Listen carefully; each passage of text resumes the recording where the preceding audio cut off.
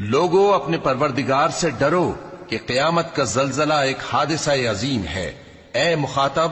جس دن تو اس کو دیکھے گا اس دن یہ حال ہوگا کہ تمام دودھ پلانے والی عورتیں اپنے بچوں کو بھول جائیں گی اور تمام حمل والیوں کے حمل گر پڑیں گے، اور لوگ تجھ کو مدہوش نظر آئیں گے، حالانکہ وہ مدہوش نہیں ہوں گے بلکہ عذاب دیکھ کر مدہوش ہو رہے ہوں گے۔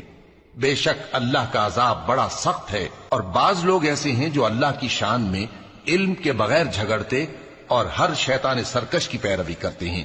جس کے بارے میں لکھ دیا گیا ہے کہ جو اسے دوست رکھے گا تو وہ اس کو گمراہ کر دے گا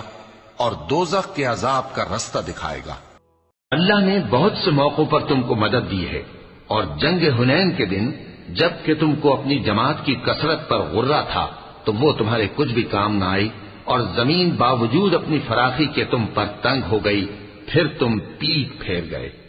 پھر اللہ نے اپنے پیغمبر پر اور مومنوں پر اپنی طرف سے تسکین نازل فرمائی، اور تمہاری مدد کو فرشتوں کے لشکر جو تمہیں نظر نہیں آتے تھے آسمان سے اتارے، اور کافروں کو عذاب دیا، اور کفر کرنے والوں کی یہی سزا ہے۔ پھر اللہ اس کے بعد جس پر چاہے مہربانی سے توجہ فرمائے، اور اللہ بخشنے والا ہے، مہربان ہے۔